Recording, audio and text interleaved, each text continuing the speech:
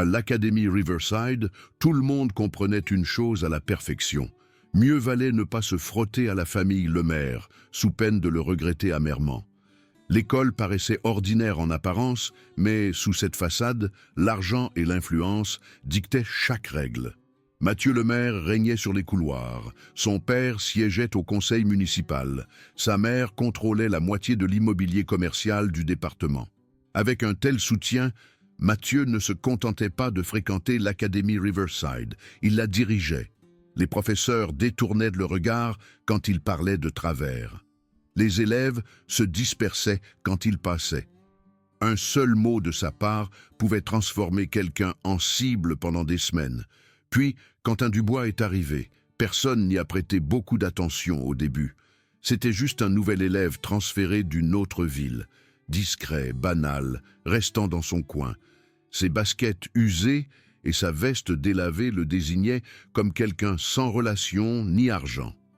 Un visage de plus dans la foule. Ce que personne ne savait, c'est que Quentin portait quelque chose d'invisible, mais de puissant. De l'âge de 9 ans jusqu'à la mort de son père, il y a 2 ans, il s'était entraîné tous les jours. Son père, qui avait servi dans l'armée, lui avait enseigné la discipline à travers les arts martiaux. Non pas pour la violence, mais pour l'équilibre. Non pas pour attaquer, mais pour protéger. Ces leçons s'étaient gravées dans les os de Quentin, façonnant des réflexes plus rapides que la pensée et un calme inébranlable. Quentin a choisi un bureau près de la fenêtre dans sa salle de classe. La lumière y tombait parfaitement, ce qui facilitait la lecture. Pendant quelques matins paisibles, il arrivait tôt et travaillait sur ses devoirs à cet endroit. C'est devenu son point d'ancrage dans un lieu inconnu. Mathieu l'a remarqué, non pas parce que le bureau avait de l'importance, mais parce que Quentin n'avait pas demandé la permission. Dans le monde de Mathieu, tout nécessitait son approbation. Le fait que ce nouveau se comporte comme s'il n'en avait pas besoin était perçu comme un défi. Un mardi matin, Quentin est entré en classe et a trouvé Mathieu étalé sur son bureau. Le cahier de Quentin gisait froissé sur le sol, les pages déchirées et sales. Les amis de Mathieu, Théo et Lucas, se tenaient à proximité, téléphones à la main, en train d'enregistrer. Mathieu a souri. « On dirait que j'ai trouvé une meilleure place. T'as un problème avec ça ?» La salle s'est tue. Tout le monde attendait de voir comment le nouveau allait réagir. Quentin est resté là un long moment, étudiant la scène. Sa respiration est restée régulière. Son expression n'a pas changé. Il s'est simplement baissé à ramasser ce qui restait de son cahier et l'a dépoussiéré. Puis, il a tiré une autre chaise et s'est assis juste à côté de Mathieu, assez près pour que leurs épaules se touchent presque. Il a ouvert son cahier à une page vierge et a commencé à écrire, comme si rien ne s'était passé. Le silence qui a suivi était différent. Confus. Les élèves ont échangé des regards. Ils s'attendaient à de la colère ou de la peur. Ce calme défi était tout autre chose. Mathieu s'est penché. « Tu te crois fort ? Assis là, comme si t'avais pas peur ?» Quentin a continué à écrire.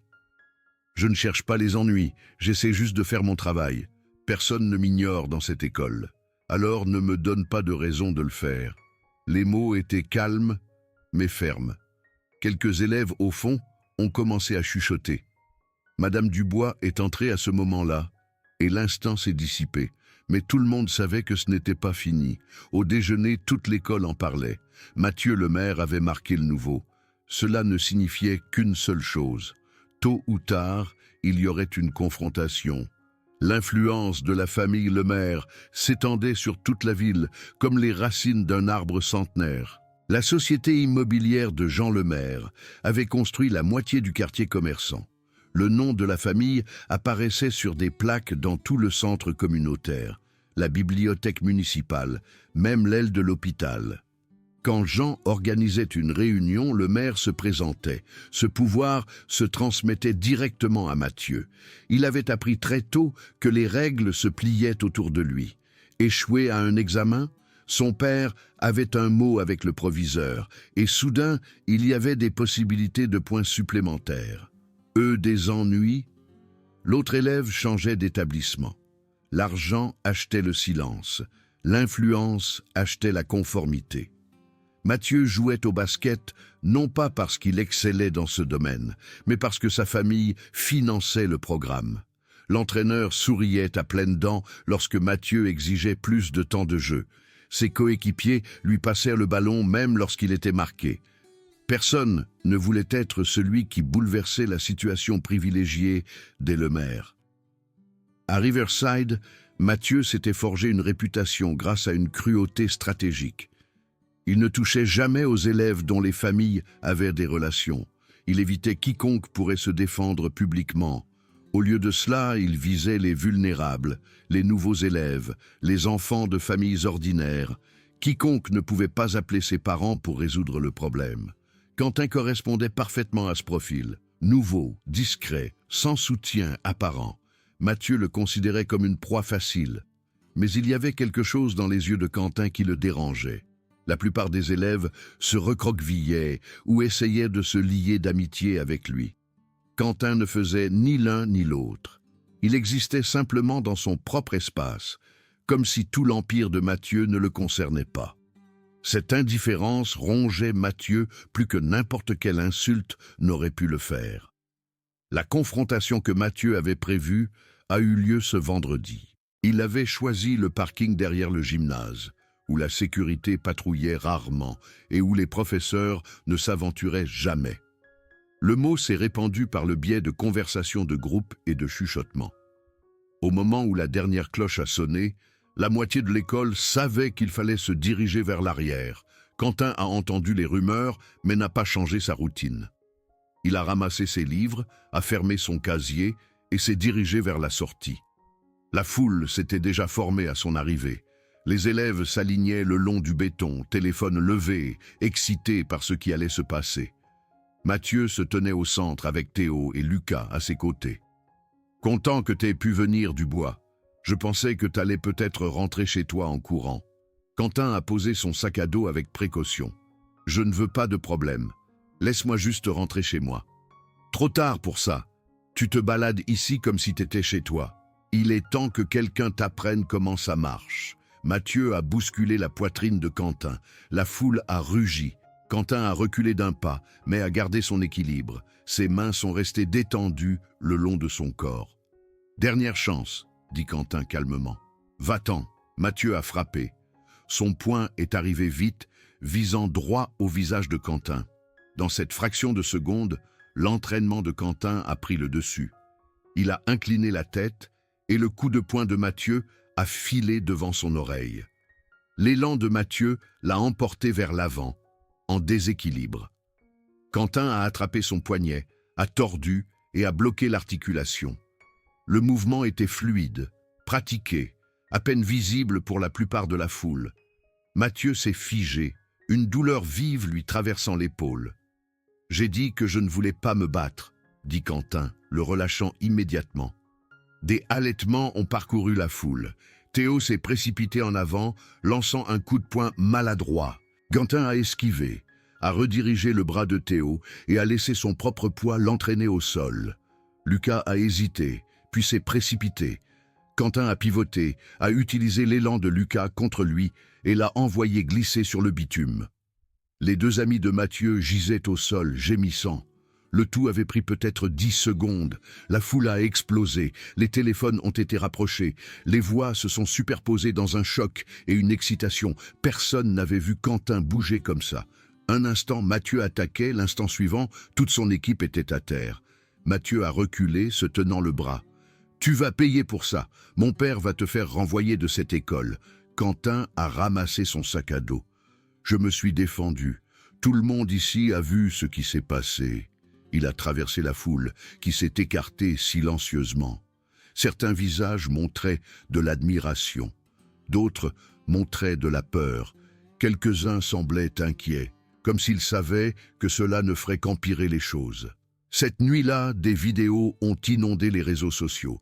Des images tremblantes ont capturé les mouvements de Quentin, son visage calme, la façon dont il avait démantelé 3 élèves plus grands sans transpirer. Les commentaires se sont accumulés. Certains l'ont loué. D'autres s'inquiétaient à voix haute de ce que les Lemaire allaient y faire. Quentin était assis dans sa petite chambre, lumières éteintes, fixant le plafond. Il n'avait pas voulu ça, n'avait pas voulu d'attention ni de conflit. Il voulait juste terminer le lycée tranquillement, honorer la mémoire de son père, continuer à s'entraîner dans le vieux garage derrière la maison. Mais la vérité était maintenant connue, son secret était devenu public.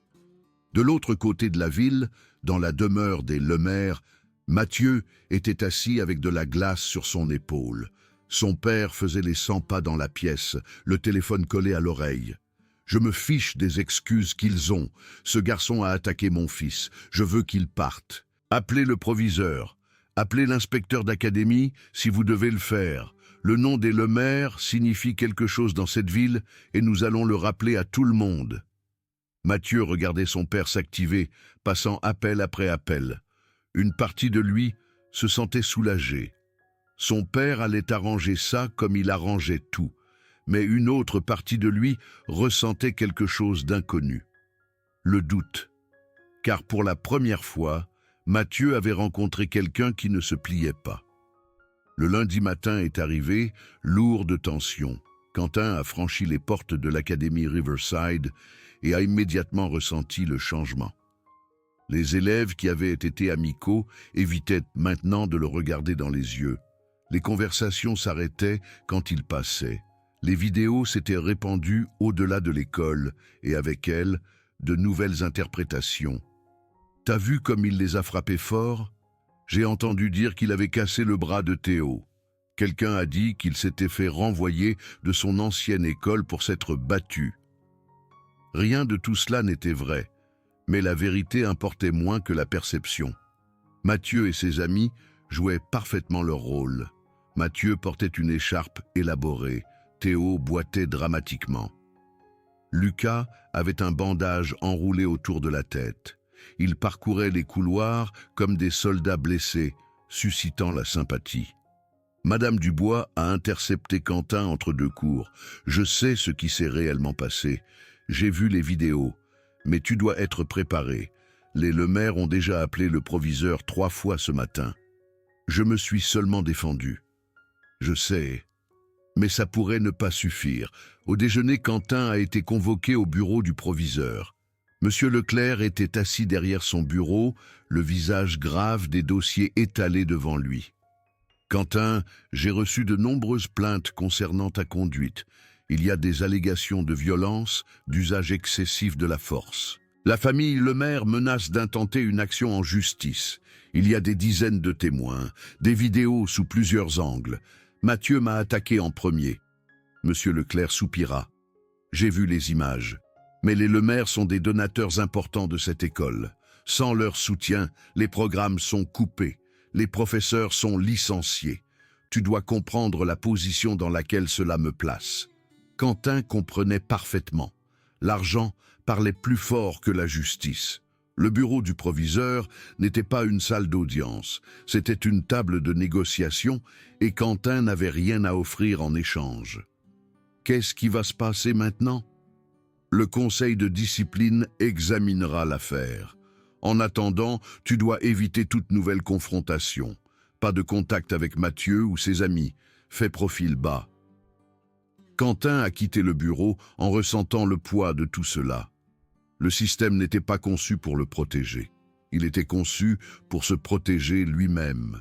Mais quelque chose d'inattendu s'est produit cet après-midi. Un élève que Quentin connaissait à peine l'a approché dans le couloir. Alex, quelqu'un qui s'asseyait habituellement au fond et ne prenait jamais la parole. « J'ai enregistré quelque chose que tu dois voir. » Les mains d'Alex tremblaient alors qu'il sortait son téléphone. À l'écran, on pouvait entendre Mathieu et ses amis planifier tout ça. « On va le coincer après les cours. Faut que tout le monde voie. Mon père s'occupera du reste. Pourquoi tu me montres ça? Parce que j'en ai marre de le voir s'en tirer à chaque fois. Peut-être que t'es la personne qui peut vraiment lui tenir tête. » Cette nuit-là, d'autres preuves sont arrivées anonymement. Des captures d'écran de messages textes. Une autre vidéo montrant Théo se vanter du fait que le proviseur ne les toucherait jamais. Lentement, discrètement, d'autres élèves choisissaient d'agir. Quentin était assis dans son garage ce soir-là, s'enroulant les mains, repassant les formes que son père lui avait enseignées. Chaque coup de poing lui rappelait la leçon. La vraie force n'est pas dans tes poings, elle est dans ton caractère. Dans le fait de tenir bon quand la pression vient de toutes parts. La famille Lemaire a agi vite.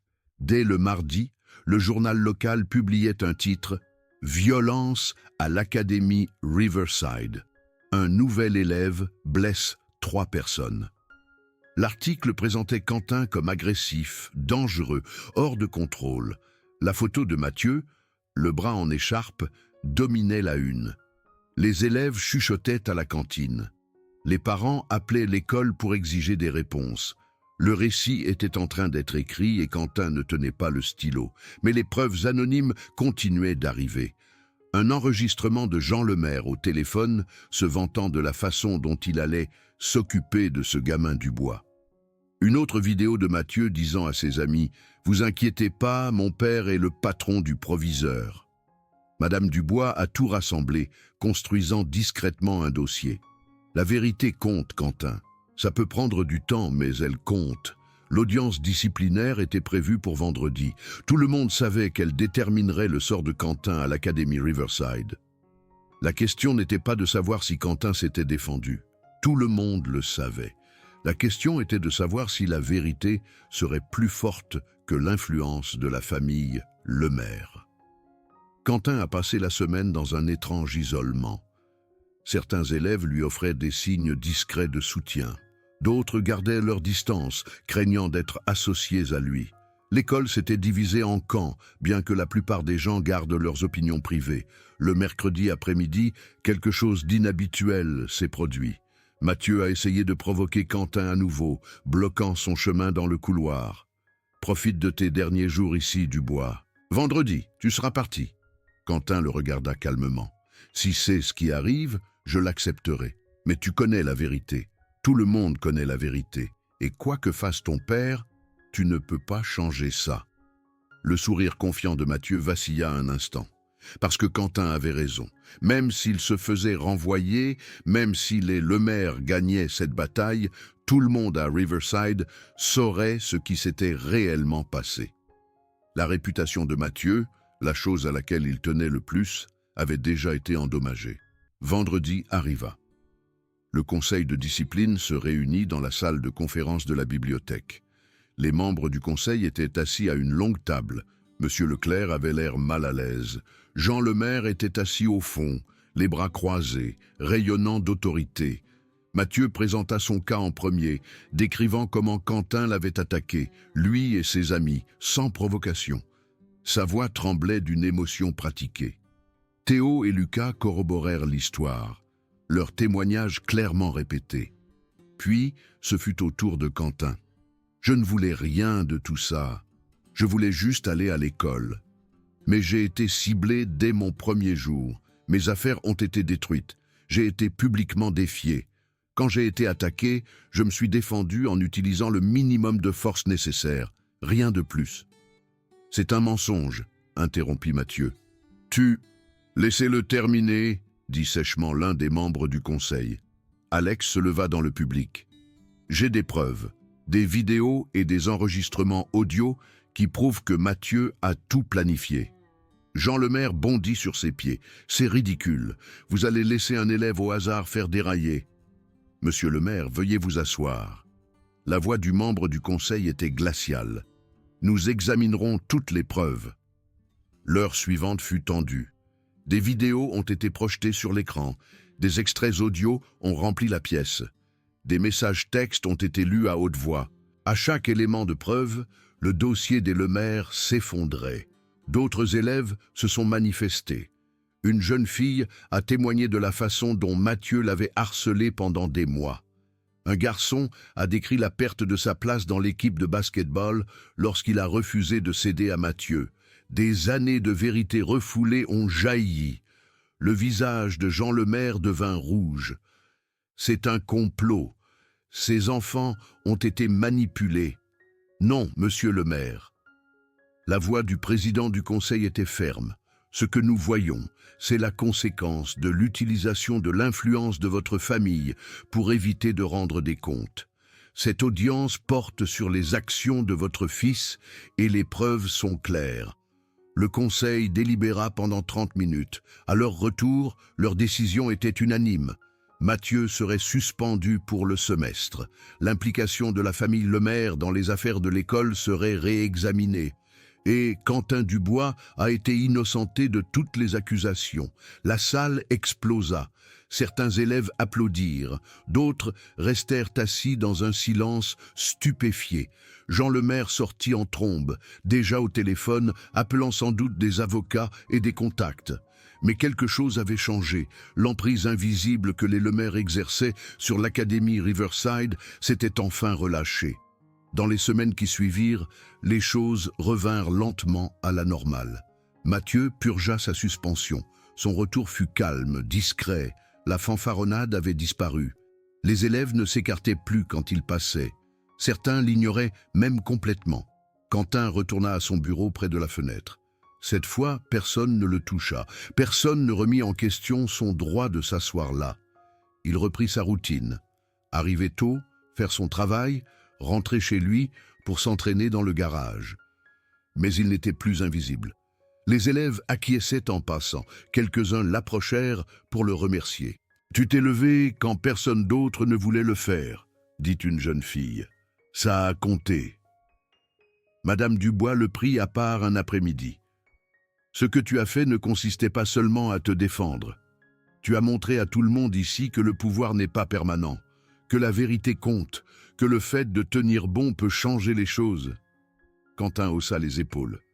« J'ai juste fait ce que je pensais être juste. C'est exactement ce qui a fait la différence. » Le journal local publia finalement un rectificatif, expliquant que le rapport initial était basé sur des informations incomplètes. L'influence de la famille Lemaire commença à décliner. Jean perdit son siège au conseil municipal lors des élections suivantes. Leur société immobilière fut soumise à un examen minutieux pour ses pratiques passées. Quentin obtint son diplôme de l'académie Riverside sans autre incident. Il ne chercha jamais l'attention ou la gloire. Il vécut simplement selon les principes que son père lui avait enseignés. Discipline, intégrité, courage non pas dans la recherche de combat, mais dans le refus de reculer face à une contestation injuste. Des années plus tard, les élèves parlaient encore de ce semestre, de ce garçon discret qui avait été transféré et qui avait tout changé. Du jour où un élève ordinaire avait prouvé qu'un pouvoir fondé sur la peur ne pouvait pas résister à quelqu'un qui n'avait rien à perdre et tout à prouver. Alex publia finalement un récit de ce qui s'était passé, interviewant des dizaines d'élèves. L'histoire s'est répandue au-delà de Riverside, devenant un exemple de la façon dont les institutions protègent les puissants jusqu'à ce que des gens ordinaires trouvent le courage de dire la vérité. Quentin pensait rarement à ces mois. Il était passé à autre chose, poursuivant ses études, continuant son entraînement, honorant la mémoire de son père en vivant avec un but. Mais parfois, lorsque de jeunes élèves le contactaient pour lui demander conseil, il répétait ce que son père lui avait dit. La vraie force n'est pas dans tes poings. Elle est dans le fait de te tenir droit quand tout le monde s'attend à ce que tu tombes. Elle est dans le fait de protéger les autres, pas de faire tes preuves. Et elle est dans le fait de savoir que parfois la voix la plus silencieuse de la pièce dit la vérité la plus forte. L'histoire de ce qui s'est passé à l'Académie Riverside est devenue un rappel que la justice ne vient pas toujours facilement ou rapidement. Parfois, elle exige que des gens ordinaires prennent des risques extraordinaires. Parfois, cela signifie de rester seul jusqu'à ce que d'autres trouvent leur propre courage de se tenir à tes côtés. Et parfois, la chose la plus puissante que tu puisses faire est simplement de refuser d'être brisé.